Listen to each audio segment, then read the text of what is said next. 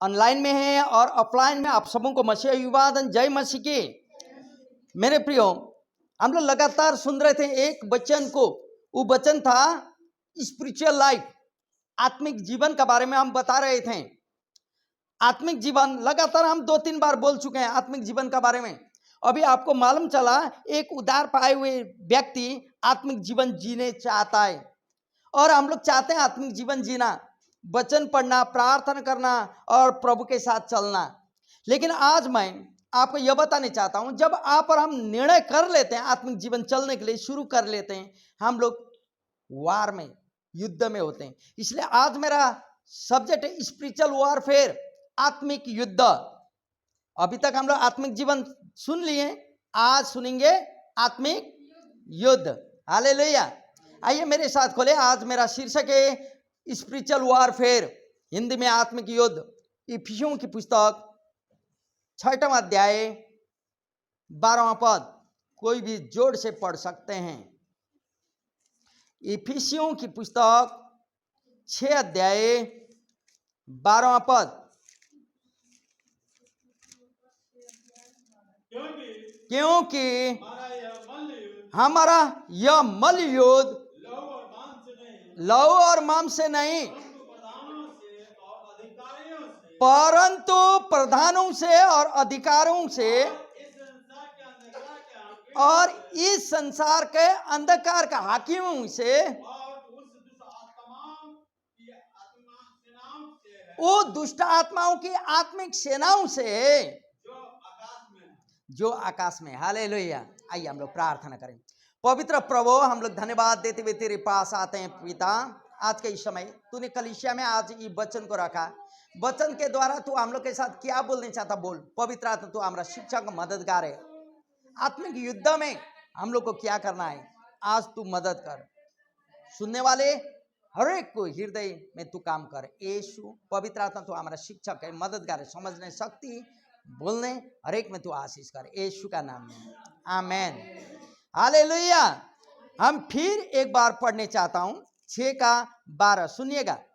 यहां ऐसा बोलता है, हमारा यह, क्योंकि हमारा यह मल्ल युद्ध लहू और मांस से नहीं, परंतु प्रधानों से और अधिकारियों से और इस संसार के अंधकार के हाकिमों से और उस दुष्टता की आत्मिक सेनाओं से जो आकाश में है। हालेलुया।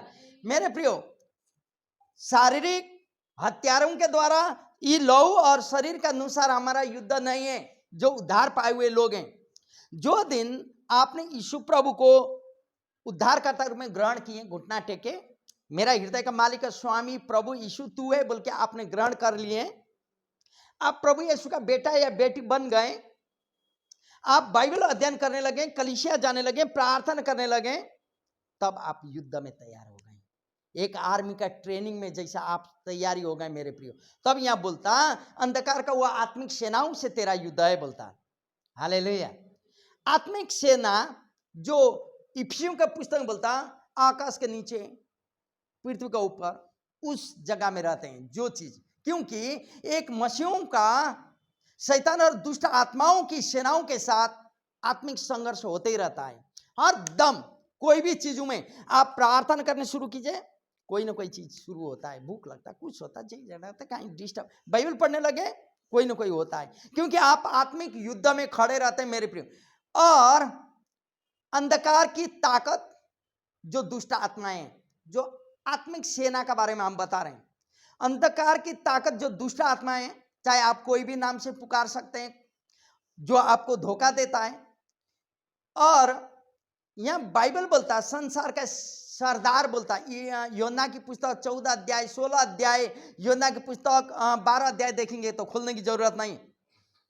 संसार का सरदार बोलता उसको, अंधकार का सरदार बोलता। यदि आप मेरे साथ आइए 2 कुरिन्थी की पुस्तक 4 अध्याय 4 पद, 2 कुरिन्थियों 4 का 4 पढ़ें।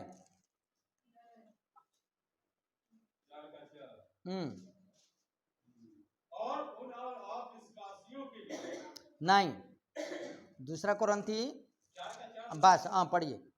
और उन अविश्वासियों हाँ जिनकी बुद्धि को संसार के ईश्वर ने अंधी कर दी है, हम्म ताकि मसीह जो परमेश्वर का प्रतिरूप है उसके तेजोमय सुसमाचार का प्रकाश उन पर ना हो। हालेलुया।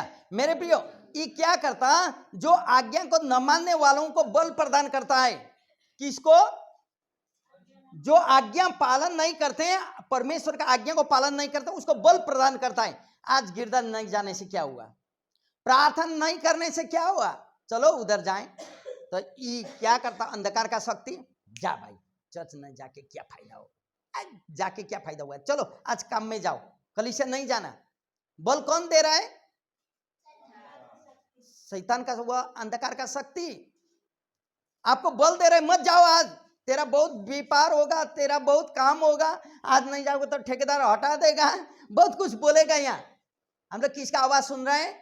अंधकार का शक्ति उनका।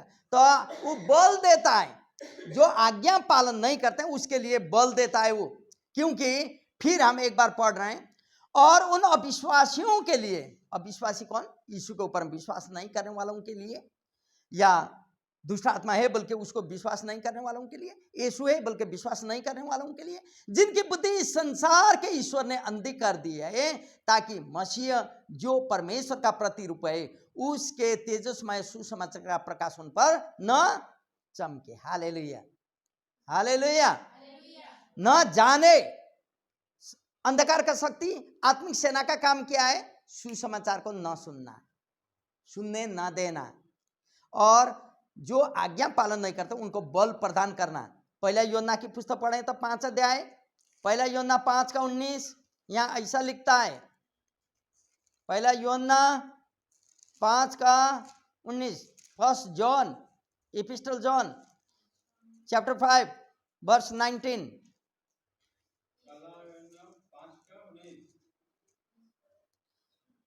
यहाँ ऐसा बोलता है, हम जानते हैं कि हम परमेश्वर से हैं और सारा संसार उस दुष्ट के बस में पड़ा है। हालेलुया।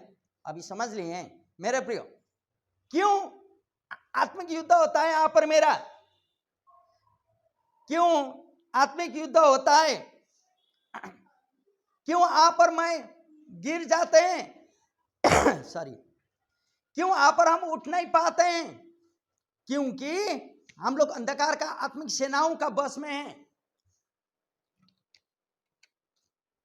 जब प्रभु को आज्ञा उल्लंघन करते हैं, प्रभु का आज्ञा को नहीं मानते हैं, वचन नहीं पढ़ते हैं, या कलीसिया जाने नहीं चाहते हैं, तब तो वो हम लोग को बल प्रदान करता है और दूसरा का समान हम लोग को बना देता। मेरे प्रियो, यदि आप पढ़ेंगे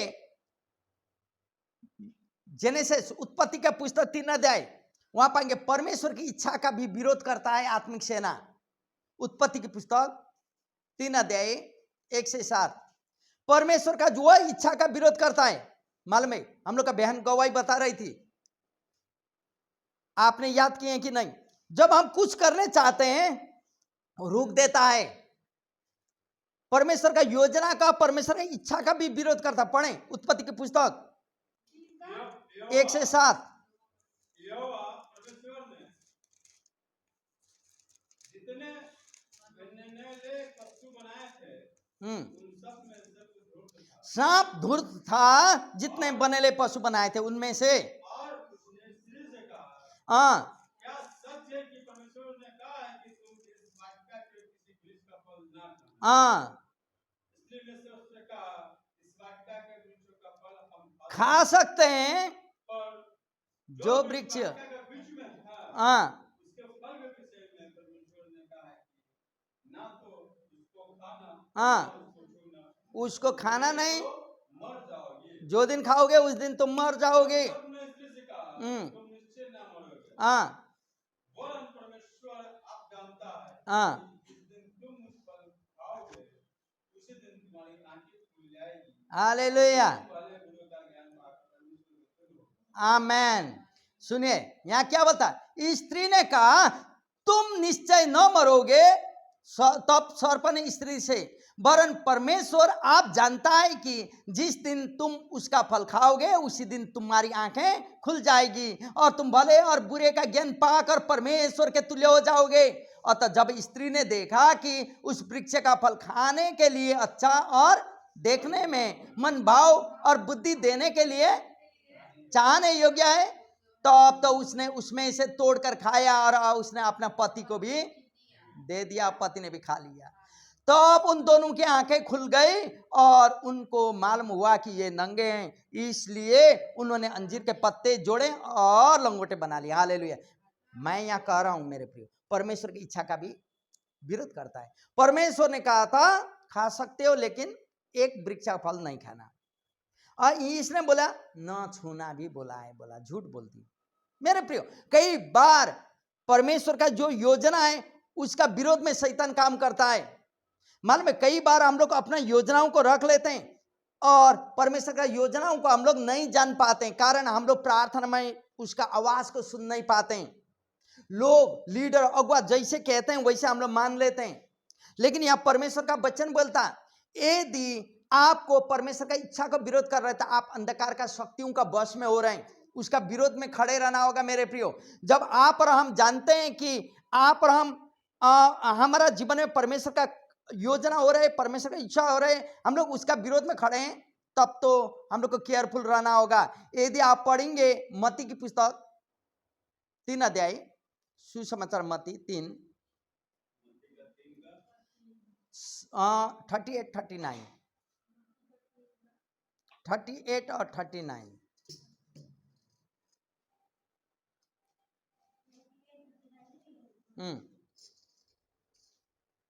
मत्ती 3 38 39, मत्ती 13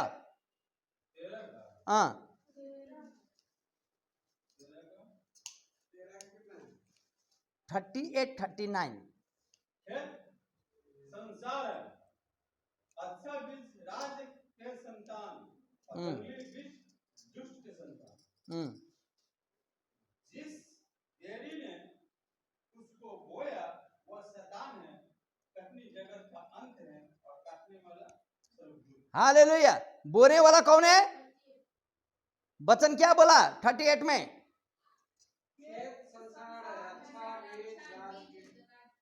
खेत तो संसार है। अच्छा, वचन पढ़ते समय हम लोग को ध्यान दे के पढ़ना होगा। यहाँ क्या बोल रहा है? 13 का 38। अभी भाई जो पढ़ रहे हैं फिर हम एक बार पढ़ के सुना देंगे, सुनिएगा। यहाँ क्या बोलता है? 38 वर्ष यहाँ बोलता खेत संसार है, अच्छा बीज राज्य की संतान। कौन है राज्य का संतान? आप और हम। और यहां बोलता कि जंगली बीज दुष्ट की संतान है। दुष्ट का संतान किसको बोलता है? या लोगों को नहीं बोलता। मेरे प्रियो, गलती नहीं करना, लोग नहीं जानते हैं इसलिए लोगों का बोलते हैं, लोग का बारे में नहीं बोलता। दुष्ट की संतान मतलब जो उसकी आज्ञा को मानते हैं, दुष्ट का आज्ञा को मानते हैं, उन लोगों का बारे में बोल रहा है। और तीसरी बात यहां बोलता है कि जिस शत्रु ने उसको बोया वह शैतान है और कटनी जगत का अंत है और काटने वाला स्वर्गदूत है। हालेलुया। जो बोया, आपको कहावत मालूम है ना, जो गड्ढा को खोदता है, आप सही है, आपका विरोध में कोई खड़े रहता है, वो गिरता है, आपको मालूम ही नहीं चलता। मेरे प्रियो, इसलिए यह परमेश्वर का वचन बोलता, परमेश्वर इच्छा का विरोध कर लेता है शैतान। परमेश्वर का इच्छा जो है आपका जीवन में, उसका विरोध में खड़े रहता है। यदि दानियल का पुस्तक पढ़ने की जरूरत नहीं, लिखने चाहते हैं तो 10 अध्याय 12-13 पद में पढ़ेंगे तो वहां बोलता आपका प्रार्थना को भी रोक देता है शैतान, अंधकार का सेना। पढ़िए दानियल 10 अध्याय 12-13 पद। दानियल 10-12-13 पढ़े। निकला? पढ़े। आपका प्रार्थना को भी रोक लेता है। 10 अध्याय 12 पद। फिर उसने मुझसे कहा है कि दानियल मत डर, क्योंकि पहले ही दिन को जब तूने समझने बुझने के लिए मन लगाया और अपने परमेश्वर के सामने अपने को दृढ़ किया, उसी दिन तेरे वचन सुने गए और मैं दानियल मत डर, जो दिन तूने मन लगाया समझने के लिए वचन को पढ़ा, प्रार्थना किया, उसी दिन तेरा सुनवाई हो चुका है। लेकिन 13 पद में बोलता, लेकिन के राज्य का 21 दिन तक इस दिन तक मेरा मुझे आने में रोक लिया। हालेलुया। इसका मतलब आपका प्रार्थना भी रोक सकता है। अंधकार का शक्तियों में इतना ताकत है मेरे प्रियो, आप दोनों को कॉम्प्रोमाइज कर नहीं सकते, दोनों को दांज नहीं सकते हैं। जब आप वचन एक दिन छोड़ेंगे, प्रार्थना करना एक दिन भुतला जाएंगे, आपको अंधकार का शक्तियों का वश में आप और हम हो सकते हैं। इसलिए केयरफुल होना। यहाँ दानियल को बोलता है 21 दिन तक मुझे उस अंधकार का शक्तियों ने रोका, लेकिन लास्ट में माइकल आया और युद्ध करके मुझे विजय दिया। आज मैं यहाँ तेरे पास हूं। उत्तर तक उसी दिन सुनवाई हुआ था परमेश्वर के साथ, बोलता है। हालेलुया। मेरे प्रिय, इस समय का विश्वासियों पर भी बार बार आक्रमण करती है अंधकार का शक्ति। आप और मेरे जीवन में दानियल का ही नहीं, बार बार आक्रमण करता। पहला पत्रुस देखे 5 का 8 पद, यहां बोलता ये तो बहुत ज्यादा है, बहुत ज्यादा है। आप गिन भी नहीं सकते हैं, ये अंधकार का शक्तियों को गिन भी नहीं सकते हैं। 8, सचेत हो और जागते रहो, क्योंकि तुम्हारा विरोधी शैतान गरजने वाले सिंह के समान इस खोज में रहता है कि किसको फाड़ खाए। देखे बहुत ज्यादा है, किसको फाड़ खाए। कभी कभी छोटा छोटा बच्चे लोगों के द्वारा पेरेंट्स में तू मैं होता, छोटा बच्चे के द्वारा पड़ोसी में तू मैं होता। कहां मौका पाए इन लोगों को अशांति का जीवन दे दें। मालूम है, आप और मेरा परिवार में अशांति का जीवन देने वाला प्रभु नहीं है, अंधकार का शक्ति है। कभी कोई बातों के द्वारा ऐसा बना देता है, क्योंकि वो बहुत ज्यादा है। कहां फाड़ खाए बोल के ताक में रहता है मेरे प्रियो। इसलिए हम लोग जाने आत्मिक सेना कौन है, वह है जो हमारा शत्रु है। लेकिन अभी मैं आपको यह बताने चाहता हूं, आत्मिक युद्ध है तो है क्या। अभी तक तो हम लोग जाने आत्मा में युद्ध लड़ना मांस और लहू से नहीं है, लेकिन आत्मिक युद्ध एक विश्वासी का जीवन में आने वाला युद्ध है, शारीर का नहीं लेकिन आत्मा का। इसलिए आप जानते हैं, जब आप प्रार्थना करते हैं, रो रो के प्रार्थना करते हैं, कभी कभी आपसे आंसू आता है, क्योंकि आप आत्मिक युद्ध में होते हैं। आप थक जाते हैं, आधा 1 घंटा प्रार्थना करके उठिए तो बहुत थक जाते हैं, शरीर दर्द होता कभी। क्यों? क्योंकि आप युद्ध में होते हैं मेरे प्रियो। उस समय आपका युद्ध होता। प्रत्येक विश्वासियों को इसमें होकर जाना होगा। किसमें? आत्मिक युद्ध में लड़ना है। यदि प्रार्थना नहीं करेंगे तो झाड़ी के नीचे का बीज बन जाएंगे। यदि आगे बढ़ना है तो प्रार्थना करना है। हमको क्यों मेरा उत्तर नहीं मिलता, मेरा क्या प्रार्थना छत के ऊपर क्यों नहीं जाता? क्योंकि मैं परमेश्वर की इच्छा के अनुसार जीवन नहीं जी रहा हूं। मैं तो उसका इच्छा मेरा जीवन में मान रहा है, परमेश्वर का आज्ञा को उल्लंघन करने के लिए हम आगे बढ़ रहे हैं, तो मुझे कैसे उत्तर मिलेगा? इसलिए मेरे प्रियो, लूका रचित सुसमाचार यदि आप पढ़ेंगे 11वां अध्याय, 11 अध्याय पूरा पढ़ने की जरूरत नहीं, हम पढ़ के सुना देंगे क्योंकि लंबा है। हम सर्र पढ़ के सुनाने चाहता हूं। 5 अध्याय 11 अध्याय 5 से सर्र नीचे थोड़ा सा हम पढ़ के सुनाना चाहता हूं। लंबा है, हम पढ़ रहे हैं। 5 पद से सुनेगा। तब उसने उनसे कहा, तुम में से कौन है कि उसका एक मित्र हो और वह आधी रात को उसके पास आकर उससे कहे, हे मित्र, मुझे 3 रोटियां दे, क्योंकि एक यात्री मित्र मेरे पास आया है और उसके आगे रखने के लिए मेरे पास कुछ भी नहीं है। और वह भीतर से उत्तर देता है, मुझे धोखा न दे, अब तो द्वार बंद हो चुका है, मैं बालक मेरे पास बिछौने पर है, मैं बच्चों के साथ लेटा हुआ हूं, इसलिए मैं उठकर तुझे नहीं दे सकता। मैं तुमसे कहता हूं, यदि उसका मित्र होने पर भी उसे उठकर न दे, तो भी उसके लज्जा छोड़कर मांगने के लिए कारण उसे जितनी आवश्यकता हो उतने ही उठकर देना चाहिए था। लज्जा छोड़ के ना दोस्त के साथ आया मांगने के लिए। और मैं तुमसे कहता हूं कि मांगो तो तुम्हें दिया जाएगा, ढूंढो तो तुम पाओगे, खटखटाओ तो तुम्हारे लिए खोला जाएगा। क्योंकि जो कोई मांगता है उसे मिलता है, और जो कोई ढूंढता है वह पाता है, और जो कोई खटखटाता है उसके लिए खोला जाएगा। तुम में से ऐसा कौन पिता होगा कि जब उसका पुत्र रोटी मांगे तो उसे पत्थर दे, या मछली मांगे तो मछली के बदले में उसे सांप दे, या अंडा मांगे तो बिच्छू दे। अतः तुम बुरे होकर अपने बच्चों को अच्छी भली वस्तु देने जानते हो, तो स्वर्गीय वस्तु तुम्हें मांगने वालों को पवित्र आत्मा क्यों ना देगा। हालेलुया। मेरे प्रियो, आत्मिक जगत में यह सब होता है। हाँ, लज्जा छोड़, कोई आपके साथ बोलता मांगता, अपना लज्जा छोड़ के मांग रहे नहीं तो लज्जा ही छोड़ के मांग रहे। कल क्या होगा वो नहीं जान रहे। अभी का दोस्त के आगे रख देने के लिए रोटी चाहिए, उसके लिए भी नहीं है, मालूम है। इसीलिए आत्मिक जगत में यह सब होता है मेरे प्रियो, और उसकी सच्चाई और बुलावट के प्रति बढ़ने में मदद मिलता है। सुनिएगा मेरे बात, हम स्वार्थ से जब प्रार्थना में रहते हैं ना, स्वार्थ से पर भाग जाते हैं। मैं नहीं रहता हूं और हम बन जाते हैं। इंग्लिश में बोलता है आई नहीं वी बन जाते हैं, हम लोग बन जाते हैं। मेरा ही चिंता नहीं, सबका चिंता बन जाता है, और दूसरी स्वार्थ हम हट जाते हैं, और सच्चाई और बुलावट के प्रति बढ़ने के लिए मुझे मदद मिलता है। इसीलिए आत्मिक युद्ध बोलते हैं मेरे प्रियो। आत्मिक युद्ध मालूम है, एक बात, एक समय का बात है, हम भी जवान थे और बहुत सारी गवाही है, लेकिन एक बात हम कभी नहीं भूलते हैं।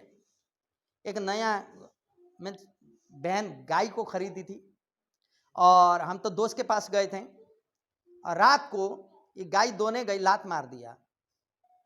हाँ, तो नया गाय था। दूसरा दिन भूसी कूड़े कुछ खिलाने के लिए गई, सिंग मार दिया। तो ये तो विश्वासी थी, इतना पैसा लगा के ले आया, गाय लात भी मारता है, सिंगा भी मारता है। अब किसको बुलाएं? पादरी को तो बुलाना है, बुलाएंगे, प्रार्थना करेगा। हम भी उसका साइकिल में बैठ के चले गए, हम लोग दोनों गए। जाने के बाद हम लोग इधर से प्रार्थना कर रहे हैं, बुढ़िया बोलती कम से कम उसका सिंगा को पकड़ लिए, एक जन पैर को पकड़ के प्रार्थना कर दीजिए।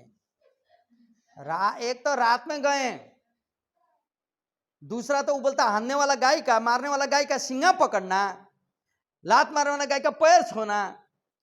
हे प्रभु, हम लोग आत्मिक युद्ध में होते हैं, मालूम है। नहीं करेंगे तो भी वो बुढ़िया का विश्वास खत्म हो जाएगा, करेंगे तो भी हमको गाय मारेगा ही कभी कभी, मालूम है। और यहाँ बोरे का, यही बिहार का घटना, मुसर परिवार था, बहुत बोला मेरा लास्ट ईयर इतना को बच्चा दिया था, हाँ अभी बहुत सीरियस हो गया, आइए प्रार्थना कर दीजिए पास्टर जी मेरा बकरी के लिए। अभी रात में बकरी होने से तो ना सुअर था, कुछ था। एक तो रात में सोया हुआ आदमी को उठा दिया, पास्टर बोलता काहे फोन उठाया, तो उठाना है, विश्वासी का है। तो आइए, हम लोग तो चले गए, बहुत सीरियस हो गई बोला, इसलिए गए तो सोया हुआ है, लेटा हुआ है, अब प्रार्थना करना। हम लोग इधर से प्रार्थना ना पेट में हाथ रख के प्रार्थना करना बोलता है। प्रभु रात में जाना है तो भी ऐसा परिस्थिति, आत्मिक युद्ध में होते। यहाँ प्रभु यही चलते बोलता, तुम एक भाई अपना बच्चे के साथ लेटा हुआ है, दूसरा भाई का घर में मेहमान आते हैं, रोटी देना 3 रोटी उसको रख देंगे, बोलता भाई तू जा यार, मैं बच्चे लोगों के साथ सोया हुआ हूं, अभी डिस्टर्ब मत कर। वो लज्जा छोड़ के आया, अपना दोष बोल के। लेकिन इसीलिए आप पर हम हरदम आत्मिक युद्ध में होते हैं मेरे प्रिय। जब आप पर हम प्रार्थना के लिए हम लोग लगातार आगे बढ़ते हैं, तब परीक्षाएं आती है, तब परीक्षा में आती है। 3 दिन का सेमिनार में जा रहे थे, इधर परीक्षा ही होता ये है आत्मिक युद्ध। समझ लिए आत्मिक युद्ध क्या है? परमेश्वर की इच्छा के अनुसार चलना और उसका विरोध में ले आता है शैतान, वही है आत्मिक युद्ध। और विश्वासी को हरदम प्रत्येक को, ये तो मेरा ही नहीं, प्रत्येक को आत्मिक युद्ध में होते हुए जाना होगा। इसीलिए यहां बोलता है जब आप आत्मा में युद्ध करते हैं ना, आप उस समय बढ़ेंगे। हालेलुया। बाइबल का युद्ध क्या है? आइए जेम्स याकूब की पुस्तक 4 अध्याय 1 2 3 पढ़ें। याकूब 4 1 2 3। याकूब 4 मिला किसी को? याकूब 4 1 2 3 मिला? James chapter 4 1 2 3।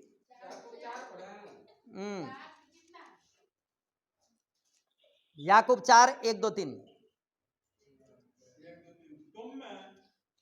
तुम में लड़ाइयां और झगड़े कहां से आ गए? क्या उस सुख विलासों से नहीं जो तुम्हारे अंगों में लड़ते फिरते हैं। जो तुम्हारे अंगों में लड़ते फिरते हैं? तुम लालसा रखते हो तुम तो लालसा रखते हो, और तुम्हें मिलता नहीं। लेकिन तुम्हें मिलता नहीं, तुम हत्या और डाह करते हो इसलिए तुम हत्या करते हो। और कुछ प्राप्त नहीं। तुम डाह करते हो और कुछ प्राप्त नहीं कर पाते, झगड़े और लड़ते तो तुम झगड़े और लड़ते हो। तुम्हें तुम्हें इसलिए इसलिए नहीं मिलता कि मांगते नहीं हो। मांगते हो तुम तो मांगते तो हो और पाते नहीं, इसलिए कि इसलिए कि इच्छा से मांगते बुरी इच्छा से मांगते हो, अपने भोग विलास आपने भोग विलास में उड़ा दें। हालेलुया। ये है मेरे प्रियो बाइबलीय युद्ध। आप चाहते लेकिन आपको मिलता नहीं, क्यों? उसके द्वारा परमेश्वर की महिमा होना चाहिए। मालूम है, यदि आप किसी के साथ कोई मदद मांगे और वो मदद का बदले आप थैंक्स ना बोले, दूसरे बार आपको मदद मिलेगा? नहीं मिलेगा, कोई भी चीज हो। इसीलिए यहां बोलता कि बाइबली युद्ध है। तुम लोग मांगते हो लेकिन बुरे मनसाय से मांगते हो। अभी तो मांगे नहीं सच्चाई में। मांगो ना तुम्हारा महिमा, मेरी महिमा होने के लिए बोलता प्रभु, प्रभु की महिमा के लिए, आप और मेरा महिमा के लिए नहीं। हालेलुया। इसलिए लेकिन हम लोग यहाँ आए आत्मिक युद्ध।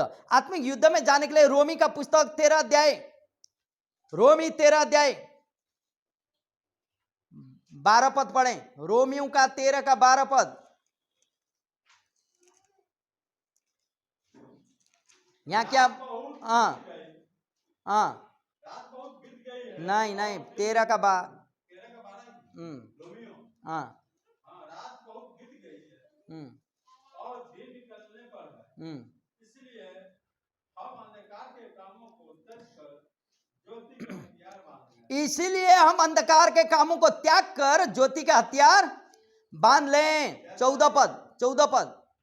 वरन प्रभु यीशु मसीह को पहन लो और शरीर की अभिलाषाओं को पूरा करने का उपाय न करो। हालेलुया। मेरे प्रिय, कई बार आप और हम अपना शारीरिक इच्छाओं को पूरा करने का कोशिश करते हैं और हम लोग फेल हो जाते हैं, क्योंकि हम लोग भुतला जाते हैं। हम लोग आत्मिक युद्ध में हैं।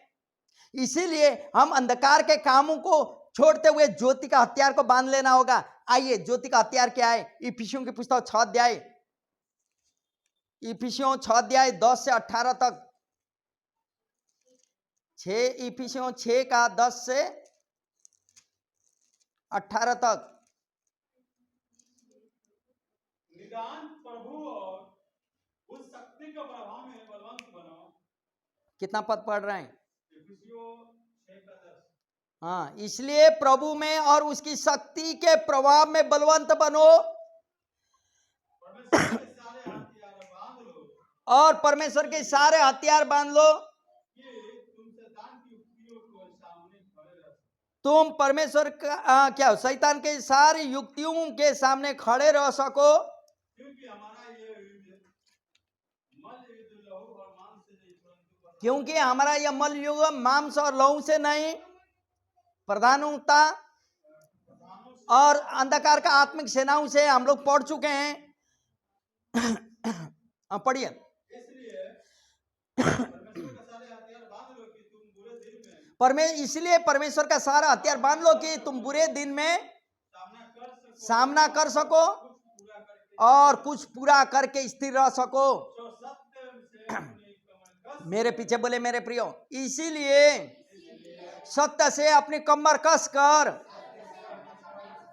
और धार्मिकता की झिलम पहन कर और पाँव में मेल के सुसमाचार की तैयारी के जूते पहनकर और इन सब के साथ विश्वास की ढाल लेकर स्थिर रहो, जिससे तुम उस दुष्ट के सब जलते हुए तीरों को बुझा सको और उद्धार का टोप और आत्मा की तलवार जो परमेश्वर का वचन है ले लो। हर समय और हर प्रकार से आत्मा में प्रार्थना करो और विनती करते रहो और इसीलिए जागते रहो कि सब पवित्र लोगों के लिए लगातार विनती किया करो। आमेन। स्वार्थी नहीं बनना। हम लोग पहले सुने, परमेश्वर इच्छा के अनुसार चलते हैं, स्वार्थ को छोड़ देते हैं। मेरे लिए मेरे लिए मेरे लिए जो बोलता वो कभी मेरे लिए नहीं होता। जब हम लोग दूसरा के लिए शुरू करेंगे, दरवाजा मेरे लिए आपसे आप खुलने लगता है। हालेलुया।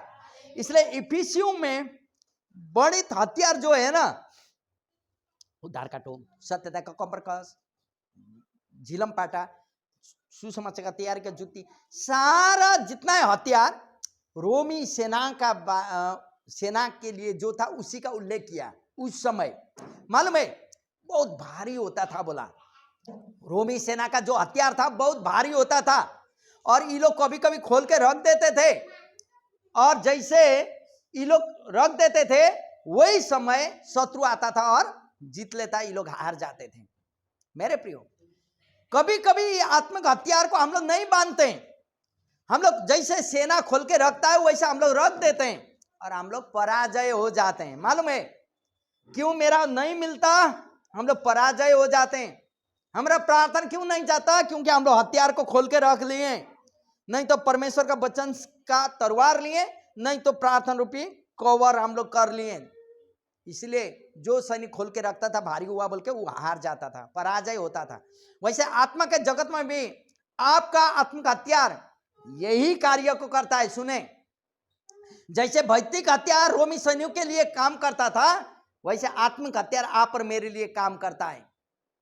समझिए, सेना लोग हथियार रखेंगे तो क्या होगा? शत्रु आके मार देगा।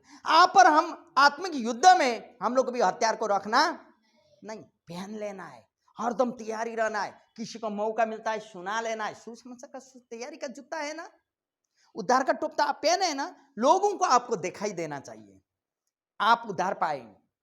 तब यहां परमेश्वर का वचन बोलता आपको मसीह के साथ प्रतिदिन चलने हेतु बुलाया गया है। आपको क्यों बुलाया?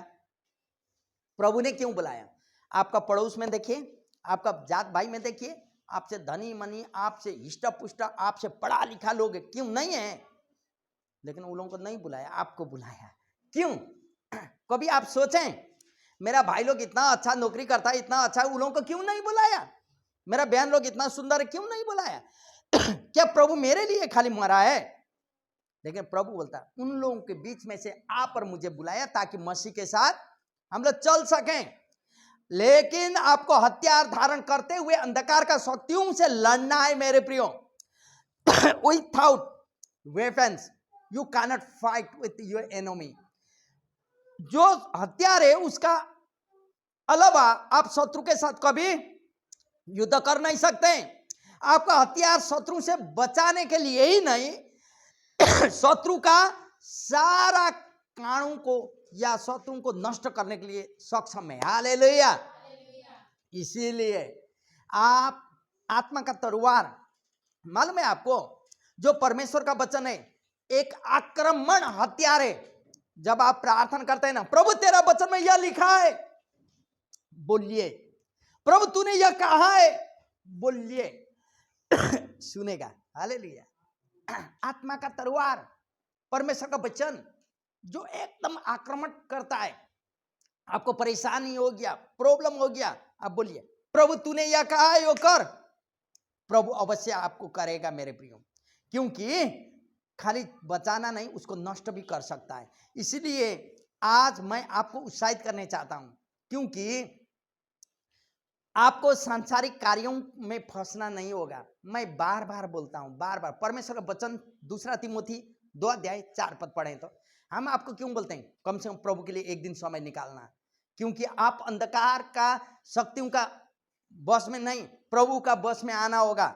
2 तिमोथी 2:4 पढ़ें। 2 तिमोथी 2:4 जोर से पढ़ें। जब योद्धा लड़ाई पर जाता है इसलिए कि अपने भक्ति करने वालों को प्रसन्न करे। बस लड़ाई में जाता है इसलिए नहीं कि गिनती करने वाला को प्रसन्न करें, अपने आप को संसार के कामों में नहीं फंसा। बस देखिए मेरे प्रियो, आपको युद्ध में जाना है, सेना क्या संसार के काम में फंसाता है अपने आप को। तो आप और हम आत्मिक युद्ध में आते हैं, कम से कम एक दिन कलीसिया में आने के लिए भी हम लोग अपना काम में फंसा देते हैं, दुकान, काम, धंधा, कार्य वगैरह। लेकिन आप कभी सोचें, बीमार का अवस्था में हम लोग सब कुछ छोड़ के बैठना पड़ता है। उस समय प्रभु प्रभु बोलता, कल तेरा अच्छा हेल्थ का टाइम तो भागता था ना रे, आज बीमार हुआ तो प्रभु बोलता यही ना होगा।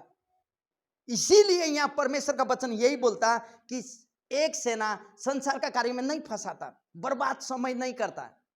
अभी हम लोग को पूछने से जो लगभग 40 पार हो गए, हम लोग मालूम है, हम लोग बिताए होंगे समय, गंवाए होंगे समय, प्रभु के लिए गवाह बन नहीं पाए होंगे।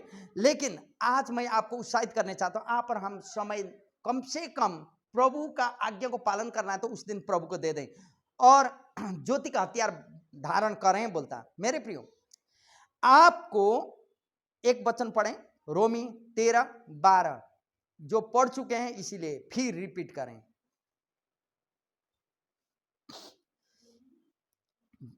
13 का 12 आप पढ़ चुके हैं।